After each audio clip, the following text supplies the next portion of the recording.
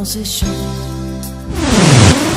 Quand le soleil se lève, à peine la nuit s'achève. Dans ces champs, dans ces champs, dans ces champs, dans ces champs, n'attends pas.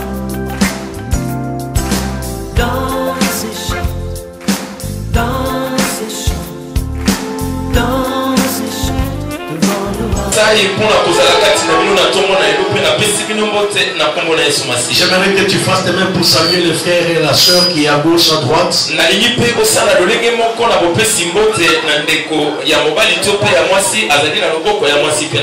Gloire au Seigneur, c'est une faveur de Dieu que nous serons tous vivants. Ce ne sont pas par le fait de nos mérites, parce que nous sommes les meilleurs sur terre. C'est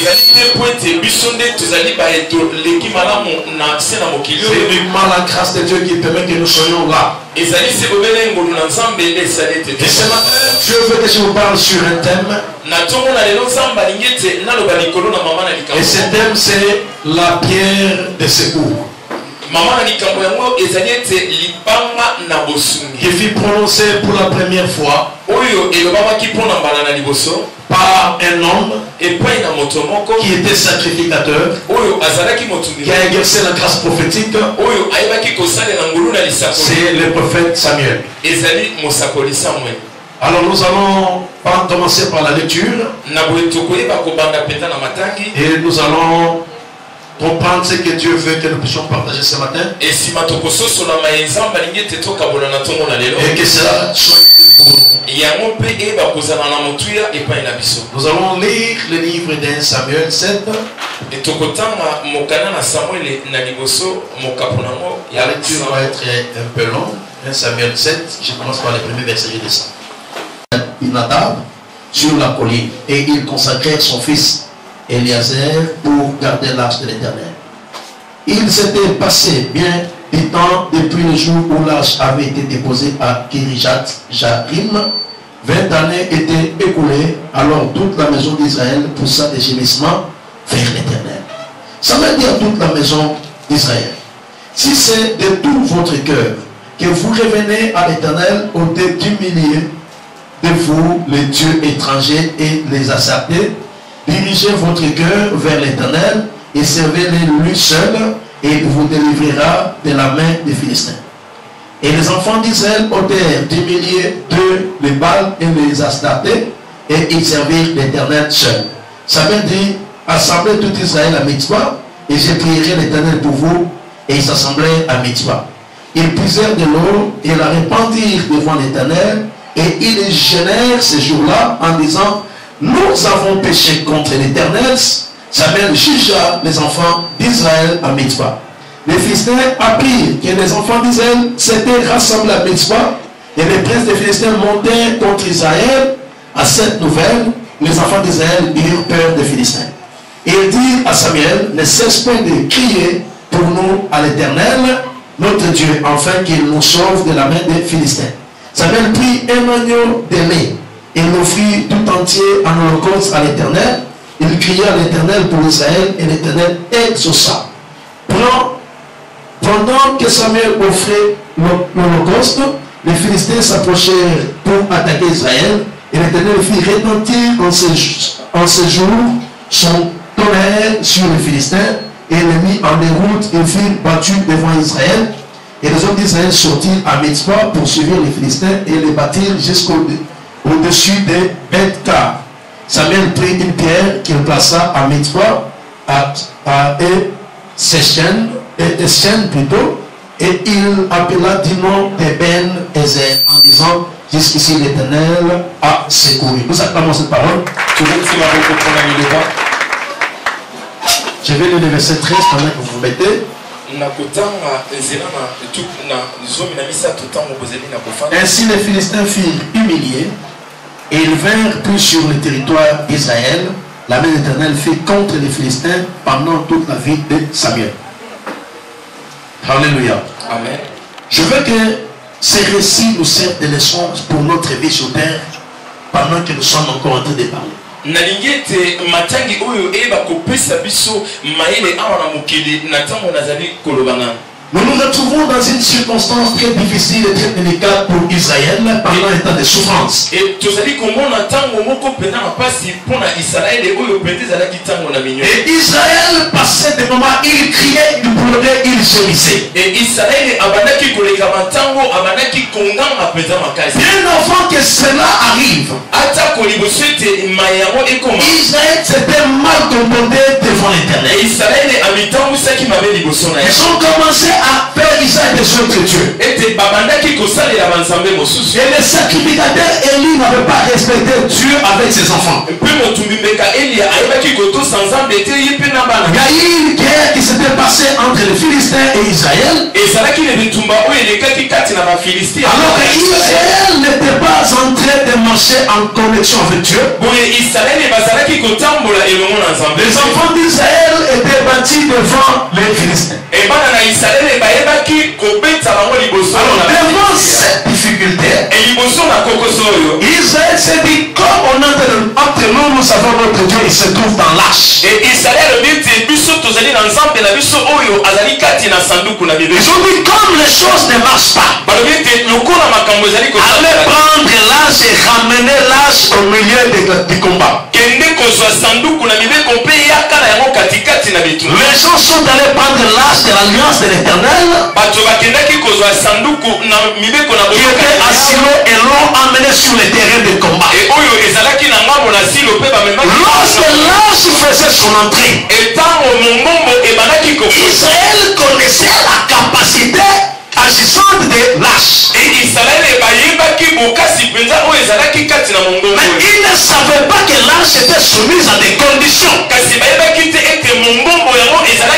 Il pensait que la présence de l'arche suffisait pour vaincre l'adversaire. Dès que les militaires qui étaient au front ont vu l'arche venir, tout Israël qui était au front a commencé à crier. Ils ont dit non, c'est fini. Parce qu'eux pensaient que Dieu était comme un féticheur. Il suffit qu'on ait prendre le mort qu'on amène sur le terrain. Les gens qui sont en train de jouer vont commencer à clamer parce que le féticheur est arrivé. Notre Dieu peut agir à distance comme il peut agir là où vous l'amenez. Ils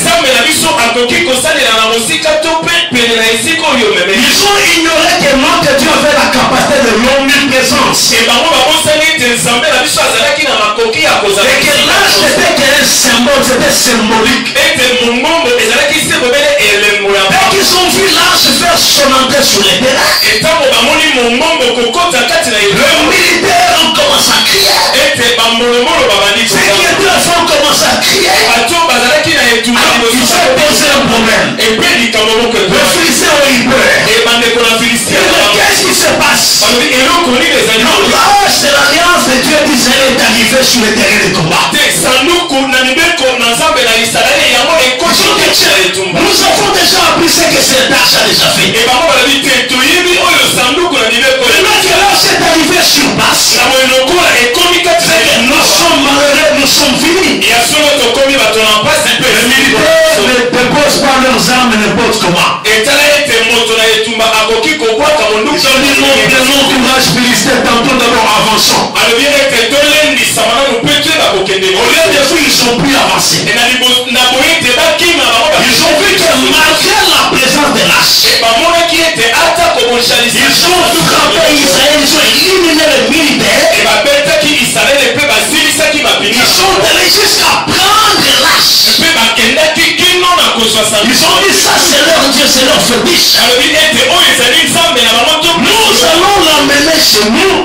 Comme ça, ensemble avec notre Dieu, nous deviendrons aussi invincibles. Ils ont pris l'arche.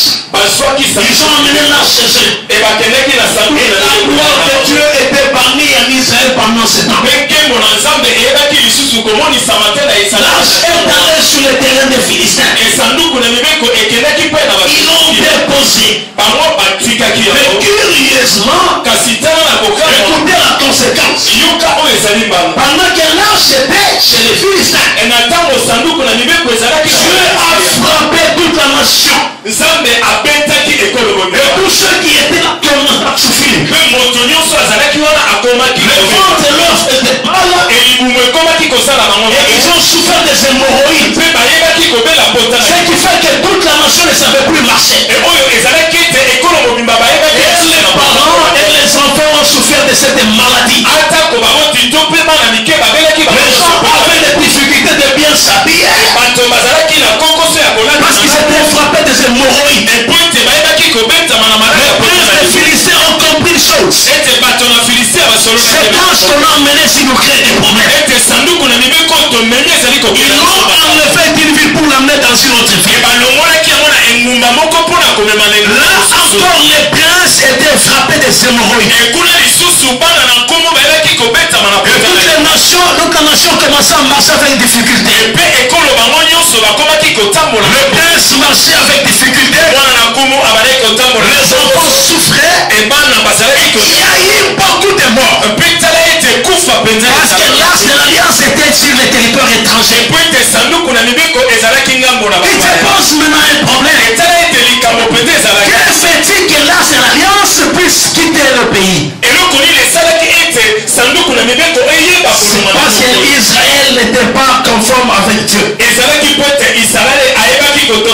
même Arche a commencé à agir sur le territoire étranger. Pourquoi l'Arche a agi sur le territoire étranger? Je veux que tu saches que l'Arche n'était pas impuissante pour agir. Mais le problème c'est quand le péché surabonde. Sur un lieu, Dieu ne fait plus rien. Nous pouvons tous être porteurs de la grâce de Dieu.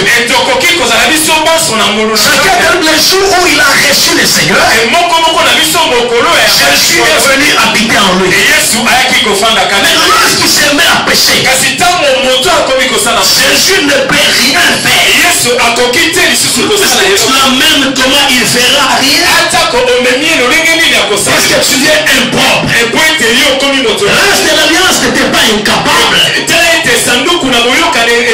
Comme Israël avait péché, Dieu ne pouvait rien. Les choses qui nous arrivent, il y a beaucoup de choses qui frappent les hommes. Dieu voit. Il est là, mais il ne peut rien faire. Parce que l'attitude de l'homme ne lui permet pas d'agir. Dans l'action agissante de Dieu, le comportement de chaque être humain joue un rôle crucial. C'est dans ton attitude devant Dieu. La relation développée dans sa présence qui pousse Dieu à faire des choses. C'est ta manière de considérer Dieu. Le même Dieu n'a pas frappé sur le terrain. Le même Dieu a frappé sur le terrain étranger. À cause de quoi? C'est parce qu'Israël avait péché. Et je vais te faire comprendre une chose. Lorsque Samuel a commencé à diriger Israël, il s'est passé des années. Le peuple est en train de souffrir. Les gens étaient en train de pleurer. C'était difficile de tenir le coup. Ils disent mais pourquoi souffrons-nous? Ils ont commencé à crier. Ils ont commencé à pleurer.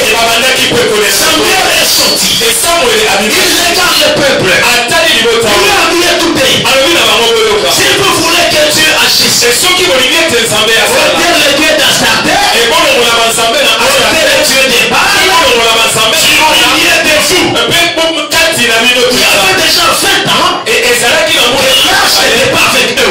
L'homme venait où ce peuple avait souffert. Il leur dit ôtez le Dieu d'Astarté et revenez à Dieu de tout votre cœur et lui agira. Lorsque Samuel a dit à cause de leur souffrance, mais quand la souffrance te frappe, réfléchis pour savoir comment tu peux t'en sortir. Ne sois pas un homme qui vit par hasard.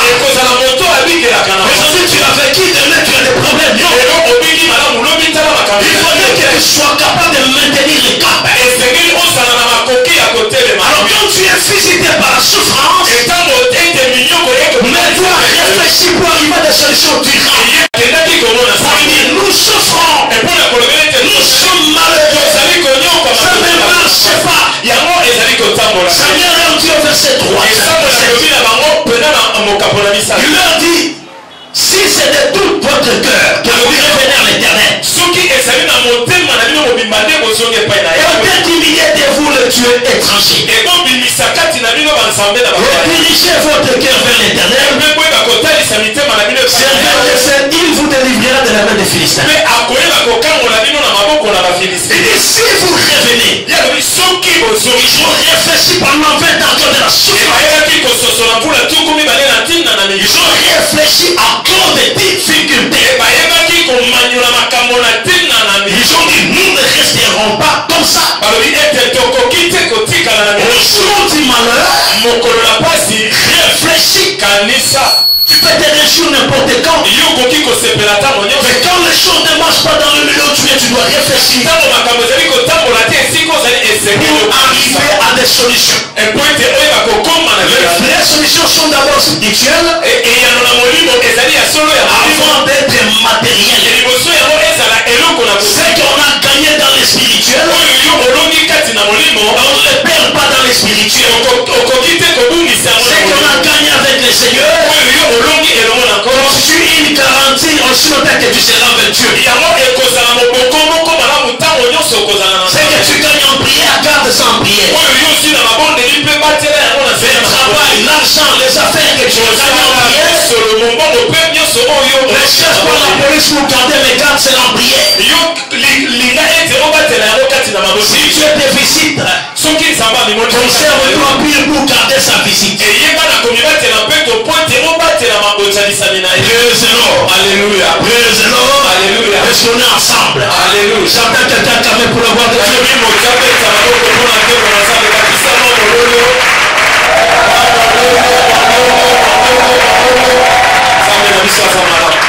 Bravo Seigneur. Je veux que tu me suives.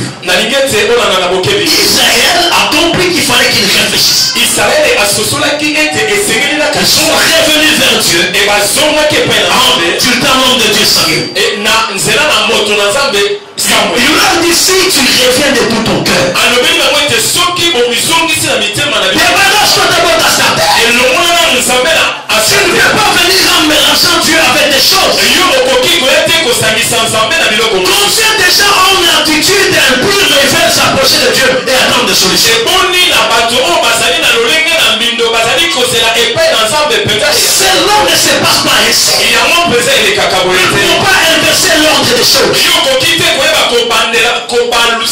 Nous ne pouvons pas mettre ensemble Dieu et un autre Dieu. Il dit, vous devez commencer par ôter. C'est-à-dire, vous devez commencer par vous repentir. Abandonnez vos mauvaises habitudes. Abandonnez vos mauvaises foi. Ôtez les dieux impies. Pourquoi tu souffres? Tu ne peux pas abandonner l'impureté. Mais tu veux que Dieu te secoue. Dieu agit selon les règles. La grâce de Dieu est sur toi. Tu peux vivre plusieurs miracles. Mais toi-même tu construis la barrière. Il dit, premièrement le Dieu s'est tranché. Répandez-vous d'abord pour que la gloire de Dieu soit manifeste. Bien de la répandance est l'une des conditions qui te permet d'accéder au trône. La vie sur terre est pleine de péchés. Le monde souffre dans ma péché. La chair est faible. Il y a plusieurs choses mauvaises. Mais quand tu es dans les balles, répands-toi. Mais quand je suis pas au mal pour espérer les biens, Samuel pose des conditions. Vous souffrez, c'est vrai. Vous avez des problèmes, c'est vrai. Dieu existe, c'est vrai. Mais pourquoi il n'agit pas? C'est parce que vous l'avez mélangé avec d'autres dieux. C'est parce que vous adorez d'autres dieux. Quand le peuple a écouté cela, ils ont rapidement ôté tous les dieux étrangers. Ils ont jeûné. Toute la nation, ils ont prié pour que Dieu change des choses. Ils ont jeûné et prié. Pourquoi cela? C'est parce qu'ils ont compris la recommandation de l'homme de Dieu. Ils étaient tous à Mispa. Ils priaient l'Éternel. Ils brisèrent des notes qu'ils répandirent. Ils jeûnèrent ces jours-là. Ils dirent à l'Éternel, nous avons péché contre l'Éternel. Et quand ils ont fini de prier, ils ont dit à Samuel, ne cesse pas de crier à Dieu pour nous. Au même endroit où ils étaient battus ces jours-là, les Philistins apprirent que l'ensemble d'Israël s'était rassemblé, ils étaient unis. Et les princes des Philistins montèrent contre Israël. Ils ne voulaient pas entendre qu'Israël était encore ensemble. Dieu n'est pas faible pour agir. Le problème c'est tout dans notre camp. Notre attitude déterminera notre avenir. Notre niveau de faire déterminera l'engagement de Dieu pour notre avenir. On ne peut pas venir chez Dieu avec beaucoup de blagues. Ou tu es avec Dieu ou tu n'es pas avec lui. Et si tu es avec lui, tu dois t'engager en te gardant pur devant Dieu pour permettre à ce qu'il agisse sans effort. La nouvelle s'est répandue vite. L'armée des Philistins et les princes se mirent ensemble. Ils ont dit, nous allons maintenant les détruire. Parce qu'ils se sont mis ensemble, peut-être qu'ils organisent une rébellion. Vous savez, dans le système de fonctionnement des nations, il y a toujours un système de renseignement qui doit être placé partout. Même sur le plan spirituel, il faut faire attention. Il y a des moments où les ennemis se mettent ensemble. Et quand les ennemis se mettent ensemble, il faut comprendre qu'est-ce qui se passe. Tu dois chercher à lire le temps et comprendre. C'était l'attitude des Philistins en ce moment. Ils ont dit, mais pourquoi ces gens se sont encore mis ensemble? L'armée est montée pour détruire Israël. Ils ne savaient pas qu'Israël était en train de déclencher le bouton magique. Le bouton de la repentance pour la production des miracles. Le bouton de la réconciliation pour le déclenchement de la présence de Dieu. Le bouton qui allait déclencher les événements. Eux ne savaient pas. Ils ne savaient pas que lorsqu'on est en contact avec Dieu, on devient très dangereux. Une bonne relation avec Dieu te rend dangereux aux yeux de tes adversaires. Nous sommes comme le fil électrique. Dieu est comme un groupe électrogène. Il est toujours en mouvement. Mais pour que nous puissions être puissants, parce que petit que nous sommes, nous pouvons brûler des maisons, nous pouvons tuer des grands, des robustes, nous pouvons détruire les étendues, nous pouvons allumer le feu en condition d'être connecté au groupe. Mais si tu n'es pas connecté au groupe électrogène, quelle que soit la grandeur du câble, tu peux mettre ça dans la bouche et jouer avec. Ça ne fera rien.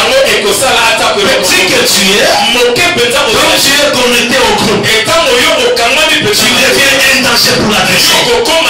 Peut-être que hier, quelqu'un ne savait pas ta condition, il est venu te dénuder. Il a enlevé l'isolement. Il t'a poussé. Il s'est dit, je peux couper ce fil. Il a amené sa pèse, il a coupé une partie.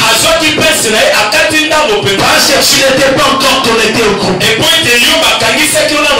Lorsqu'on n'est pas connecté au groupe, on est vulnérable. On ne peut rien faire, on est faible. Israël en déconnexion était la nation la plus faible. Mais attention, vous ne connaissez pas quelle est la relation de cette personne avec Dieu. C'est intéressé aujourd'hui, peut-être déjà il s'est déjà repenti. C'est pourquoi répands-toi le diable pas avec ce qui te bloque. Dieu a besoin de produire les miracles dans ta vie. Il veut que tu sois connecté. Entre tout ce qui peut t'empêcher de voir la gloire. Lorsque les mêmes fils qu'on joue avec est